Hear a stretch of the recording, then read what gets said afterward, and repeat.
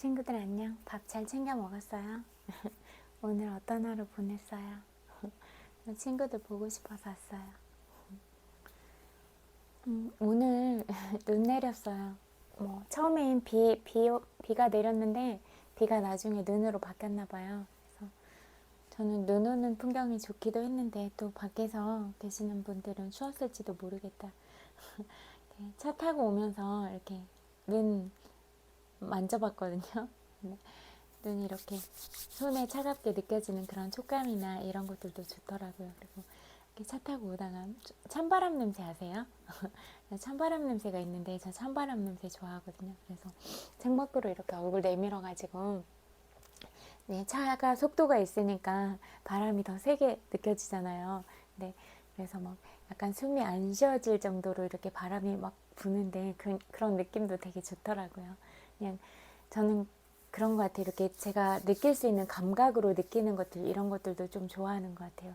그러면 그런 감각들을 통해서 느끼는 그런 또 행복감들이 또 있어요. 그래서 또 그런 것들을 친구들이 또 좋아하는 어떤 것들이 있다면 그렇게 경험을 해봐도 좋겠다. 그런 생각이 들었어요. 생각보다 그런 것들을 많이 발견해 놓으면 그렇게 행복해질 일들이 더 많아지는 것 같아요. 그리고 내가 어떤 부분을 좋아해 이렇게 알게 되면 바로 그 순간으로 갈 수 있는 순간이 빠르게 다가오기도 하는 것 같아요. 그래서 그냥 저는 이런 것들을 좋아해서 이야기해봤고 또 친구들은 어떤 것들을 좋아하는지도 궁금하네요. 아무튼 또 책 읽어줄게요.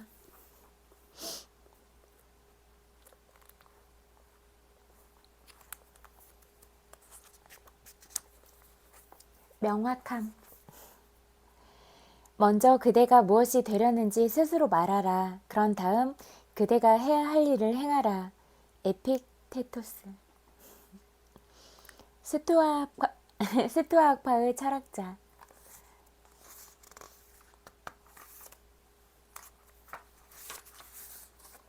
내가 노라고 말할 줄 알게 된 것은 40살이나 되어서였다.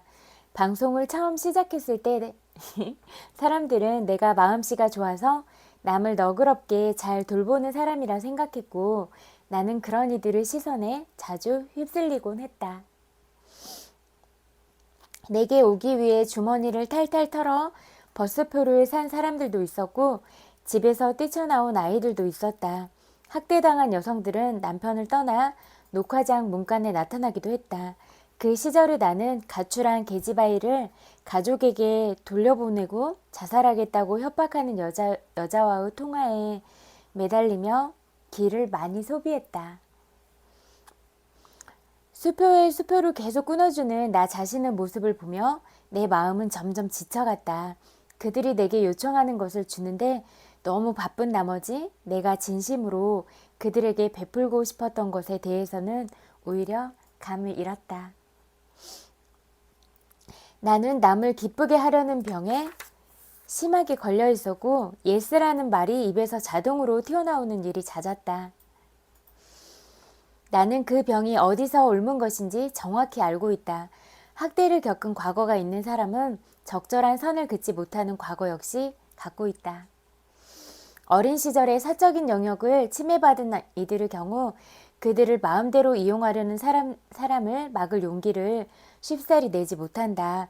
자신의 본 모습을 드러내면 거부당할까 두렵기 때문이다. 그래서 여러 해 동안 나는 내게 부탁을 하는 거의 모든 사람에게 줄 수 있는 모든 것을 내주었다.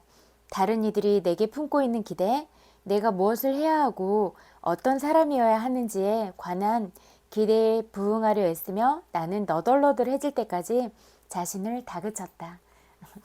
그런데 이 부분은 이렇게 남들이 어떤 부탁을 하거나 그랬을 때도 스스로가 상황이 여의치 않거나 그럴 때들이 많이 있잖아요. 그러면 그냥 얘기하고 그러는 게 정확하게 말을 하는 게 서로한테 더 좋은 것 같아요. 그리고 또 만약에 그런 부탁에 대해서 거절을 받아도 그거는 나 자신에 대한 거절은 아닌 거잖아요. 내가 그런 부탁을 해줄 수 없는 상황이니까 상대가 그런 반응을 보인 거잖아요. 그러니까 그냥 그렇게 가볍게 생각을 해도 될 것 같고 그냥 뭐 늘 얘기하지만 친구들 존재 자체가 특별하고 소중한 사람이니까 어떤 누구도 그런 친구들을 다치게 하거나 그렇게 낮아지게 만들 수는 없다. 그 부분을 늘 마음에 새기고 있으면 다른 것들은 다 그냥 바람처럼 그렇게 스쳐 지나가는 장면이 될 것 같다. 이런 생각이 들어요. 그 병이 나은 것은 내가 의도 원칙을 이해하게 되었을 때였다. 게리 주커브 책 영혼의 의자에서 다시 한번 인용하자면 모든 행위와 생각, 감정은 의도에 의해 생겨난다. 그리고 그 의도는 원인이 되어 결과와 함께 하나로 존재하게 된다. 우리가 원인을 일으키는 데 관여하는 한 그 결과의 영향으로부터 벗어날 방법은 없다. 이렇듯 매우 깊고 오묘한 원리로 우리는 자신의 모든 행위와 생각, 감정에 책임을 지게 된다. 바꿔 말하면 우리는 자신이 품은 모든 의도에 대해 책임을 지게 되는 것이다. 나는 속으로는 노를 외치면서도 겉으로는 예스를 말할 때의 내 의도에 대해 살피기 시작했다. 나는 사람들이 내게 화가 나지 않도록 더불어 나를 착한 사람이라고 생각하게 하려고 예스라고 말하고 있었다. 내가 마지막 순간에 무슨 일이 있어도 찾아올 수 있고 기댈 수 있는 그런 사람이라고 느끼게 하고 싶었다. 그리고 그런 의도는 정확히 내 경험에 반영되어 각종 부탁이라는 모습을 가지고 내 삶의 모든 면으로 물밀듯 밀려들었다. 의도의 이러한 면을 이해하기 시작한 지 얼마 되지 않아 상당한 유명인사가 내게 전화를 했다. 그가 하는 자선 프로젝트에 기부를 해주었으면 한다고 했다.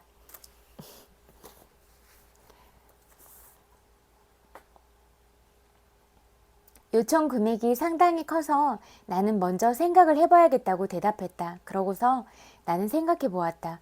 이것이 과연 내가 도와야 한다고 진정으로 믿는 명분의 자선 사업일까? 아니야, 그렇지 않아. 정말로 내가 수표를 끊어주는 게 어떤 식으로든 변화를 불러올 거라고 생각하는 걸까? 아니, 그렇지 않아. 그런데 왜 내가 하려는 걸까? 그 사람이 나를 구두쇠라고 생각하지 않았으면 하니까. 그러한 바람은 내게는 더 수표를 끊을 충분한 이유가 되지 못했다. 그때 내가 적어놓은 말은 나는 지금도 책상에 붙여놓고 있다. 하고 싶다고 내 마음으로부터 진심으로 느낀 일이 아니라면 나는 그 누구를 위해서도 절대 하지 않겠다. 내 존재의 세포 한 가닥이 모두 소리 높여 예스를 외치지 않는 한 나는 어떤 모임에도 가지 않고 전화도 걸지 않고 편지를 쓰거나 후원을 하거나 그 어떤 행위도 하지 않겠다. 나는 오로지 진실한 의도에 의해서만 행동하겠다. 누구에게 예스라고 대답하기 전에 스스로 물어보자. 나의 진정한 의도는 무엇인가? 그 대답은 나의 가장 순수한 부분에서 나와야 한다. 확신이 서지 않아 다른 이의 조언을 구해야 한다면 먼저 내 안에서 예스나 노가 소리낼 시간을 주자. 옳은 대답이라면 내 몸 전체가 느끼게 된다. 나는 확실히 알고 있다. 남을 기쁘게 하려는 병을 퇴치하기 전에 나는 먼저 내가 어떤 사람인지 명확히 이해해야 했다. 예스나 노라는 대답과 상관없이 내가 여전히 선량하고 친절하며 타인에게 잘 베푸는 사람임을 스스로 받아들였을 때 나는 더 증명해야 할 것이 없었다.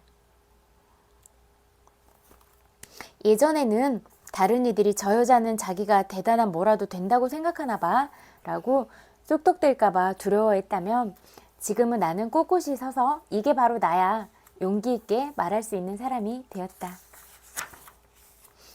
나는 사람들이 생각하는 것만큼 스트레스를 많이 받지 않는다.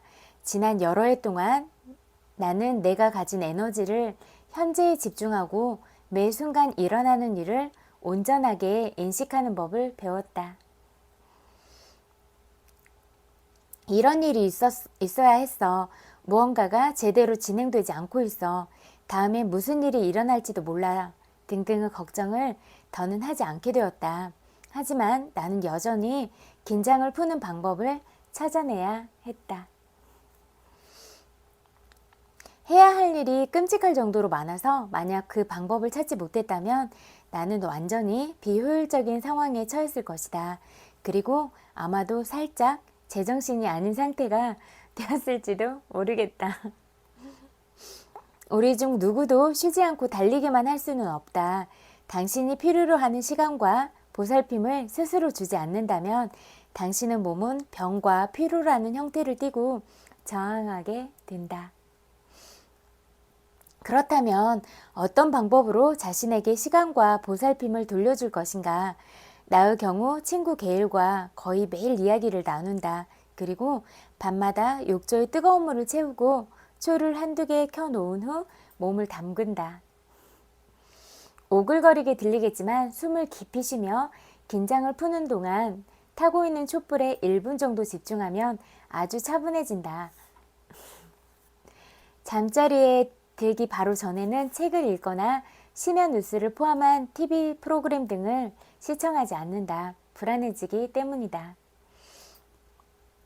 게다가 난 어지러운 꿈을 좋아하지 않기 때문에 깨어있는 시간에 어려운 상황을 미리 처리하면서 내 수면 시간을 보호한다. 나는 감사일기를 쓰고 주중에는 날이 저물 무렵 멋진 소설을 읽거나 가만히 앉아 자기 중심을 잡으려고 노력하며 마음을 가라앉힌다. 그것을 나는 생각 버리기라고 부른다. 선량함이란 이름으로 다른 모든 일을 위해 자신의 모든 것을 희생해야 한다는 사고방식이 여성들 안에는 마치 프로그램처럼 박혀있다. 다 희생한 후에 남는 부분이 아주 조금 있다면 그 정도는 가져와도 된단다. 우리는 그 프로그램을 해체할 필요가 있다. 우리의 감정과 영혼이 담긴 탱크가 바닥이 보일 때까지 주고 또 준 다음 연료 없이 습관적으로 작동하는 상태로 들어가게 되면 모든 사람이 지치게 된다. 당신은 더더욱 그렇다. 언젠가 라이프 코치가 출연하여 스스로 보살피기란 개념을 이야기하는 토크쇼를 찍은 적이 있다. 자기 자신이 느끼는 필요를 다른 누구 필요보다 우선시하라는 라이프 코치의 말에 청중은 야유했다. 자녀가 필요한 것보다 어머니가 필요한 것을 우선시하라는 그 단순한 제안에 여성 청중은 몹시 언짢아했다. 나는 설명을 하기 위해 끼어들었다. 여러분에게 자녀들을 제대로 돌보지 말라거나 굶기라고 말하는 사람은 없어요. 라이프 코치님의 제안은 자신을 먼저 보살펴야 여러분은 가장 필요로 하는 사람들에게 더 많은 보살핌을 줄 수 있다는 뜻입니다. 비행기의 산소 마스크 이야기 아시죠? 자신이 먼저 마스크를 쓰지 않으면 다른 사람을 구할 수 없어요. 잠시 생각을 멈추고 당신에게 필요한 것이 무엇인지를 먼저 생각해보자. 생각을 버리자, 내려놓자. 그리고 지금 이 순간이 당신이 확실히 가지고 있는 유일한 순간임을 스스로 일깨우자. 나는 확실히 안다. 호흡은 나를 다치며 내게 주어진 선물이다.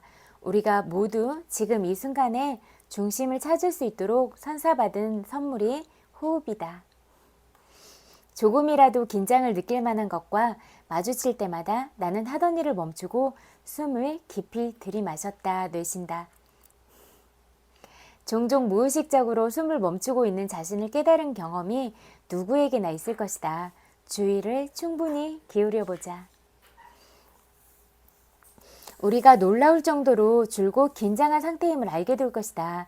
스스로 통제할 수 없는 것을 내려놓고 내 바로 앞에 있는 것에 다시 집중하기 위해서는 천천히 깊이 숨을 들이마시고 내쉬는 것보다 효과적인 방법은 없다. 이 책은 여기까지 읽고 또 잠재의식에 관한 책 읽어드릴게요.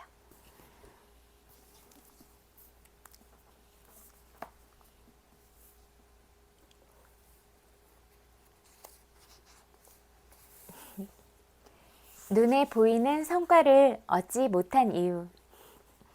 최근에 파산한 남성과 이야기를 나눈 적이 있다. 파산하면서 집을 날린 데다 관절염으로 고생하고 있었다. 문제를 극복하기 위해 애쓸수록 상황은 더 나빠졌고 악순환에 빠졌다.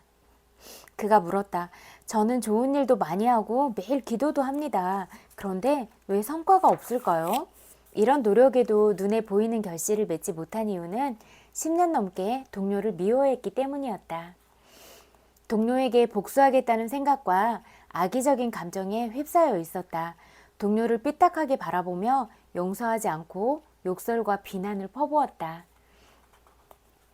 이러한 정신 상태가 부자가 되는 걸 막고 있었다. 동료를 향한 미움과 앙심, 복수심이 파괴적인 감정을 불러일으켰고 잠재의식에서 이런 감정들이 뒤섞였다. 증오와 질투는 외부로 배출될 출구를 찾고 있었기에 결핍과 한계로 나타났으며 파산과 신체의 질병으로 이어진 것이다. 제가 말씀드렸잖아요. 좋은 생각을 가지고 좋은 감정을 품고 이런 거는 스스로가 받는 혜택이라고. 그는 아주 쉬운 해결책을 찾았다. 평화를 마음속으로 느끼고 지혜가 내 안에 숨쉰다고 주장하면 적절한 때 적당한 방법으로 길이 열릴 거라고 믿었다. 미워하는 사람에게 날마다 복을 빌어주고 화합, 건강, 평화, 풍요가 내 안에 흐르게 해달라고 기도했다. 그러자 몇 달 만에 상황은 그에게 유리하게 변했다. 그는 번영, 성공, 성취의 물결을 다시 탈 수 있었다. 경쟁하는 대신 자신의 힘을 믿어라. 아일랜드로 강의하러 갔을 때 코크에 살던 친척에게 저녁 식사 초대를 받았다. 친척은 24살의 와인 판매원으로 회사에서 제일 가는 영업사원이 되겠다는 꿈을 이루었다고 했다. 그는 3년 연속 판매 실적 1위를 차지했다. 더블린 본사는 그를 공식 행사에 초청해 각인이 새겨진 금시계를 표창으로 주고 급여도 인상해 주었다. 그 성공 비결은 매일 밤 잠들기 전에 나는 회사에서 제일 가는 영업사원이고 넉넉한 보상을 받습니다. 라고 말하면서 아내가 자신을 축하해주는 모습을 상상하는 것이었다. 그는 내가 쓴 잠재의식의 힘을 열렬한 독자였는데 그 책이 인생을 바꿔놓은 것이다. 이 청년은 그 누구와도 경쟁하지 않았다. 그리고 잠재의식에 자신이 회사에서 제일 가는 영업사원이라는 생각을 심는데 성공했기에 실제로 성공할 수 있었다. 잠재의식은 항상 응답을 주고 특별한 방식으로 반응한다. 잠재의식의 힘은 너무 깊어서 헤아리기 어렵다. 부동산 매매업자가 대박을 터뜨리다. 부동산 매매업자인 릭은 매주 일요일 오전에 내 강의를 수강하고 라디오 방송도 꾸준히 들었다. 그런 그가 어느 날 주식 투자에 실패해 거액의 빚을 졌다. 그 주 수입원은 부동산 중개 수수료였는데 몇 개월 동안 주택을 비롯한 부동산 거래를 한 건도 성사시키지 못했다. 릭과 대화를 나눠보니 그가 지닌 진짜 문제가 무엇인지 보였다. 그 머릿속은 자기보다 더 많은 거래를 성사시키는 동료들을 향한 질투, 부러움, 비난으로 가득했다. 그는 동료들이 하는 모든 행동이 너무나 눈에 거슬린다고 말하며 동료들의 판매 기술과 전문성, 이들이 쓰는 말, 심지어 옷 입는 스타일까지 모든 것을 비난했다. 급기야는 동료들이 거두는 성공은 평범하기 짝이 없는 그들의 모습을 증명하는 것이나 다름없다고 폄하하기에 이르렀다. 나는 이야기를 나누면서 릭에게 그가 만들어내는 질투심과 부러움이 고스란히 그에게 돌아오고 있다는 사실을 이해시키려 애썼다. 타인의 성공을 평가절하하면서 릭은 자신의 잠재의식에 성공은 나쁜 것이기 때문에 피해야 한다는 메시지를 전달하고 있었다. 그 잠재의식은 그에게 받은 메시지대로 응답하고 있을 뿐이었다. 릭이 스스로 만들어낸 강박관념이 결핍, 한계, 불행을 끌어당기고 있었다. 사람은 타인을 향한 바람과 생각을 자기 삶에서 몸소 경험한다. 모든 개인은 자신의 우주 안에서 유일한 사상가다. 타인을 생각하는 방식과 자신을 생각하는 방식에 대한 책임은 모두 자기 자신에게 있다. 자신이 덫에 걸려있다는 사실, 자신의 생각과 바람에 대한 책임이 자신에게 있다는 사실을 깨달은 릭은 태도를 바꾸려 노력했다. 점차 그는 자신이 바라는 성공과 성취, 건강과 축복을 동료들도 똑같이 누리기를 바랐다. 그는 하루에도 몇 번씩 명상하며 내가 뿌린 부우 열매를 수확하는 확언을 매일 읊었다. 리그 태도가 바뀌자 직장 내 동료들과의 관계도 달라졌다. 동료들은 영감과 조언, 도움을 주는 사람으로 릭을 인식하기 시작했다.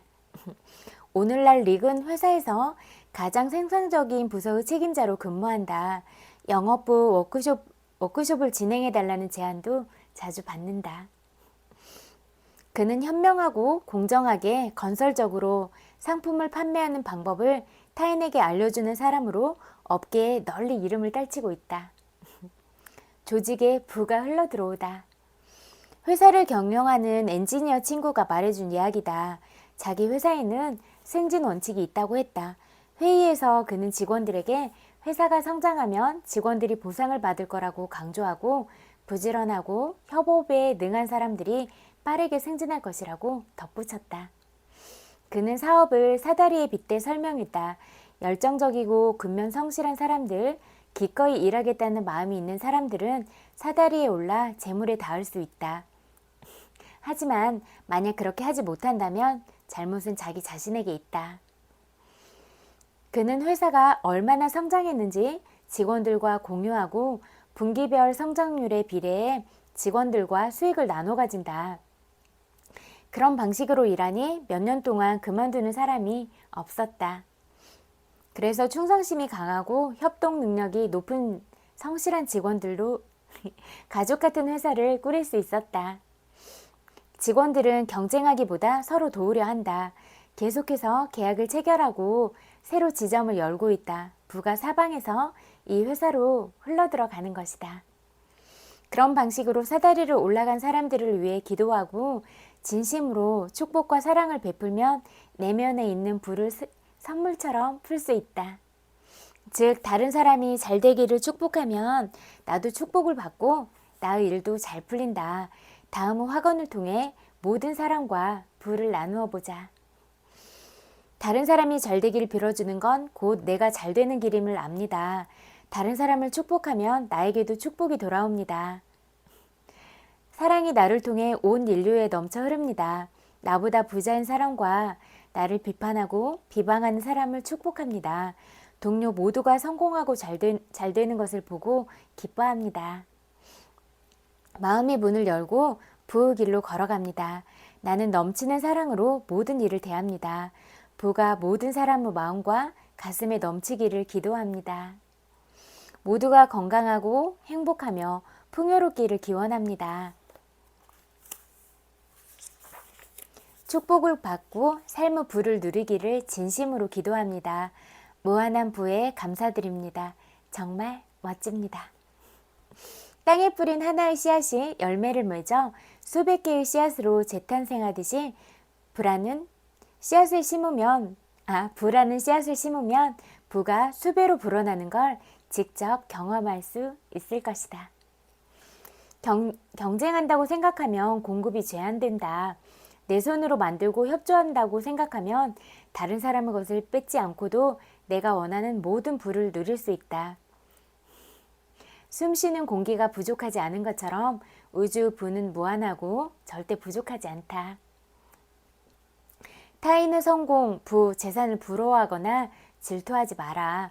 부와 명예를 쌓은 사람을 부러워하거나 비난한다면 당신은 삶의 모든 면에서 가난해질 것이다.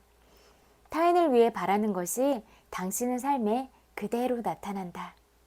남을 시기하면 마음 한구석의 무언가가 부자가 되는 걸 방해해 부 흐름이 막히고 고통받고 가난하게 산다. 다른 사람을 후하게 축복하면 나도 축복을 받을 것이다. 형제의 집에 오는 배는 내 집으로도 온다. 나의 사업이 사다리가 되어 모든 직원이 사다리를 올라갈 수 있게 하라.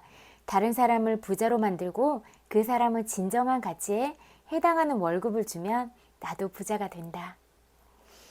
누군가가 부자이고 번영한다고 해서 다른 사람을 헐뜯고 비난하는 것은 나 자신을 해치는 것과 다름없다.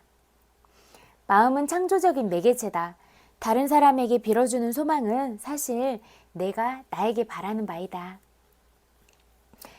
나는 생각하는 사람이며 그 생각은 창조적이다. 증오와 앙심, 원한을 품으면 부자가 되게 해달라는 기도에 장애물을 놓는 것과 다름없다. 부가 나에게 흘러들어 오기는커녕 흘러나간다. 나 자신에게 바라는 것을 똑같이 다른 사람을 위해 빌어주어라. 그것이 부자가 되는 열쇠다. 이 책도 여기까지 읽을게요. 그리고 또 내면화에 관한 책 같이 공부해요.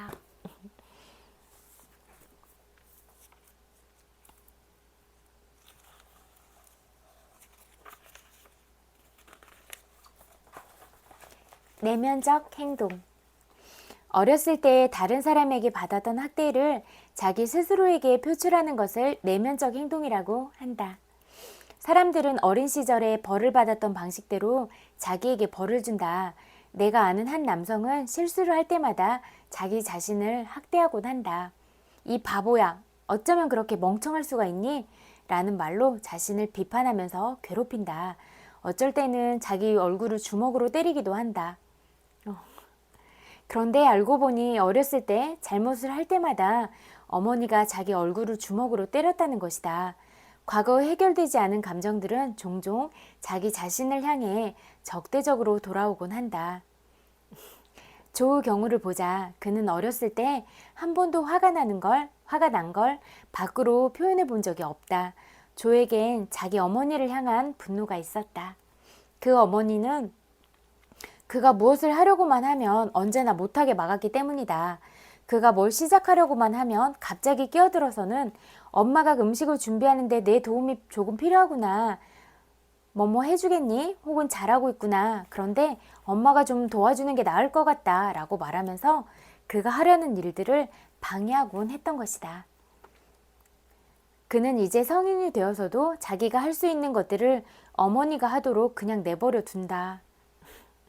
어렸을 때부터 부모님에게는 순종해야 하고 아무리 화가 나더라도 화를 내면 안 된다고 배웠기 때문이다.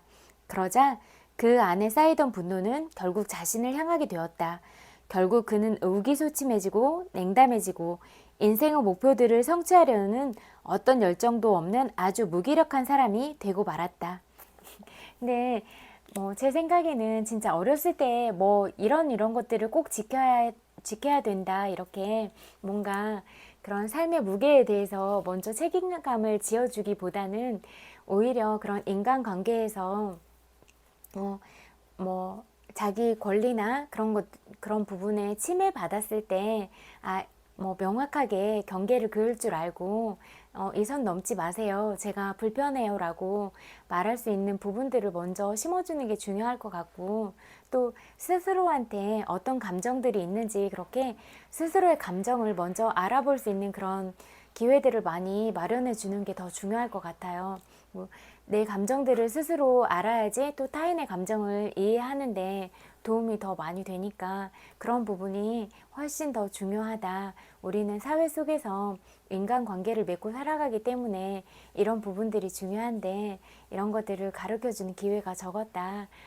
이런 생각들을 진짜 많이 하는 것 같아요. 근데 요즘에는 또 감정 카드나 이런 것들도 잘 나와 있잖아요. 그래서 그런 것들을 찾아서 참고해봐도 좋을 것 같다. 그리고 특히 어렸을 때 가르쳐주면 훨씬 더 좋을 것 같아요. 그래서 애들이 진짜 행복하게 자랄 수 있으면 좋을 것 같다. 이런 생각을 늘 하는 것 같아요. 그리고 애들이 행복하기 위해서는 엄마 아빠가 먼저 행복해야 애들한테 그런 사랑을 고스란히 다 돌려줄 수 있다. 늘 그런 생각하는 것 같아요.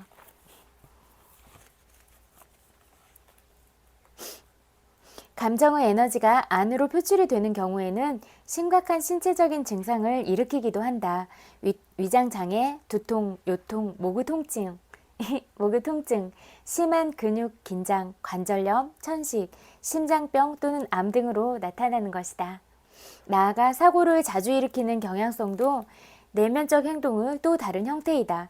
사고를 통해서 자기를 다치게 하고 고통을 줌으로써 결국 자기 자신에게 벌을 가하는 것이다. 마술적인 믿음. 아이들을 사고는 마술적이다. 바늘 끝에 서봐. 주문을 외우면 요정이 나타나 소원을 들어줄 거야. 마술은 어떤 말이나 몸짓 또는 행동이 현실을 바꿀 수 있다는 믿음이다. 역기능적인 부모는 아이들을 이런 마술적인 생각을 더욱 강하게 만든다. 예를 들어 자녀에게 다른 사람의 감정에 대해 직접적으로 책임져야 한다고 말한다면 바로 마술적인 생각을 가르쳐주고 있는 것이다. 사람들이 흔히 하는 말을 말을 보라. 내가 엄마를 힘들게 하는구나. 내가 한 짓 때문에 이 엄마는 속이 타겠다. 넌 아빠를 화나게 하는 게 그렇게 재밌니? 마술적인 생각을 극명하게 보여주는 이런 말도 있다. 내가 무슨 생각하는지 난 다 알고 있어. 내담자 중 한 사람이 바로 이런 경우이다. 그는 32세였고 벌써 5번이나 결혼한 경험이 있었다. 그녀는 결혼이 자신의 모든 문제를 해결해 줄 거라고 생각했다. 자기에게 어울리는 남자를 만나기만 하면 모든 게 나아지고 좋아질 것이라고 믿었던 것이다. 얼마나 마술적인 믿음인가. 자신의 상황을 바꾸기 위해서 스스로 뭔가를 하기보다는 어떤 사건이나 사람이 자신의 현실을 바꾸어 줄 것이라고 믿는 것이다. 사실 아이들이 마술적인 생각을 한다는 건 아주 자연스럽다. 그러나 발달 단계상 아이에게 꼭 필요한 의존적 욕구들이 채워지지 않으면 아이는 상처를 받게 되고 제대로 건강하게 자라지 못하게 된다. 그런 아이가 어른이 되면 그는 여전히 아이와 같기 때문에 어린아이의 마술적인 생각에 머물러 있게 된다. 다음은 잘못된 마술적인 믿음 예의다. 내가 돈이 많아지면 행복해질 수 있을 거야. 여자친구가 날 떠나버리면 죽을 것 같아. 절대로 못 견딜 거야. 인류대학 학위가 날 지적인 사람이 되게 해줄 거야. 열심히 노력하기만 하면 꼭 보상받을 수 있을 거야. 계속 기다리면 좋은 결과가 올 거야. 어린 소녀들은 경이롭고 환상적인 마법으로 가득한 동화를 듣고 자란다. 신데렐라에서 그녀는 부엌에서 멋진 남자가 자기에게 꼭 맞는 신발을 가지고 찾아오기만을 기다리고 있다. 백설공주는 참고 기다리기만 하면 왕자님이 찾아올 것이라는 이야기다.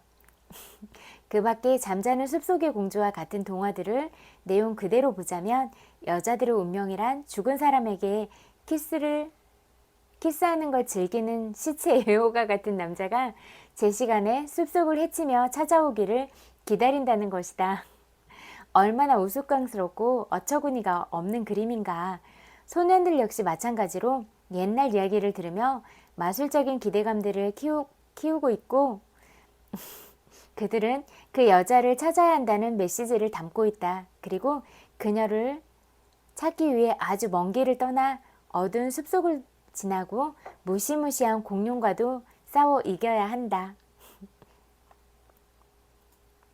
그리고 마침내 그녀를 만나면 조금도 주저없이 첫눈에 그녀를 알아볼 것이다.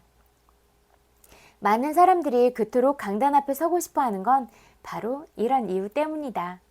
남자들의 운명은 종종 아주 난해한 것들, 즉 마법의 콩이나 신비한 검과 같은 것으로 결정되어 버린다. 심지어 그들은 개구리랑 같이 있어야 할지도 모르겠다. 개구리에게 키스하는 용기만 낸다면 개구리가 아름다운 공주로 변할지도 모르기 때문이다. 물론 여자아이들에게도 또 다른 개구리 이야기가 있다. 여성들에게 있는 마술적인 힘은 기다림이다. 자기에게 꼭 맞는 남자 어딘가에서 그녀를 찾아 헤매고 있을 그 남자를 기다리는 것이다. 물론 나는 그런 옛날 동화들이 상징적이고 신화적인 수준에서 우리의 상상력에 영향을 준다는 걸 잘 알고 있다. 그러나 그런 이야기들은 합리적이기보다는 환상과 상상을 통해 이야기한다. 많은 옛날 이야기들이 우리가 남성과 여성으로서 정체성을 발견해 나가는 것에 관해서 상징적으로 이야기한다. 사람들이 발달 단계에 따라 제대로 성장할 때는 있는 그대로 메시지만을 읽는 내면아이의 수준을 넘어서 그 이야기 안의 상징적인 의미를 찾아낼 수 있게 된다. 하지만 내면아이가 상처를 입었을 때 그 아이는 이 이야기들은 있는 그대로 믿으려고 한다. 그래서 성인이 되어서도 아이처럼 자신이 앞으로 행복하게 잘 살게 될 것이라는 그런 완벽한 결말을 믿으며 무작정 기다리거나 열심히 찾아 나서게 되는 것이다. 뭐 동화나 이런 것들은 또 그런 아름다움이나 상상력을 발달하게 해주기도 하잖아요. 그러니까 그런 부분에서도 중요한데 이제 문제는 그렇게 주변에 있는 어른들이 아이들한테 어떤 마음가짐과 태도로 대하느냐에 따라서 우리가 성장하는데 많은 영향을 주고 받는다, 이런 생각이 많이 드는 것 같아요. 그리고 또 아이들한테는 부모가 세상의 전부이잖아요. 어쩌면 우주 같은 존재일 수도 있잖아요. 그래서 내가 아이들한테 하는 한마디, 또 마음가짐, 이런 것들이 아이들이 성장하는데 성격 형성을 한다고 생각하면 정말 쉽게 할 수 있는 말이나 이런 것들은 한마디도 없겠다, 이런 생각도 들더라고요. 그래서 우리가 하는 말 한마디 한마디가 얼마나 소중한가, 또 우리가 예쁜 마음을 품고 사랑을 담았을 때는 정말 꽃보다도 예쁘게 피어나는 말들이 그런 사랑의 언어가 아닐까, 이런 생각을 해보는 것 같아요. 그리고 또 오늘도 제 이야기 들어주셔서 너무너무 감사해요. 그리고 항상 생각하는 건데 모든 사람들의 마음들은 다 예쁘고 소중하다, 그렇게 생각해요. 그리고 한 사람 한 사람은 정말 특별하고 존귀한 존재이다, 그렇게 생각해요.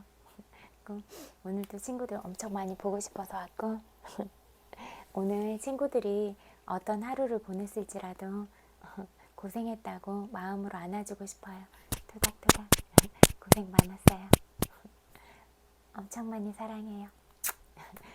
100만 번 볼뽀뽀도 보내드릴게요. 그리고 잘 때도 긍정적인 생각 그리고 좋은 감정을 가지고 잠자리에 들면 좋을 것 같아요. 그리고 또 친구들이 하고 싶은 바들, 또 이루고 싶은 바들, 그런 것들 다 잘 이루어지기를 바라고, 또 친구들이 뭐 좋은 인연들 만나서 이렇게 그런 좋은 인연들을 만들어가는 그런 과정들도 중요하다고 생각을 하니까 주변에 좋은 사람들이 늘 많았으면 좋겠다, 이런 생각해요.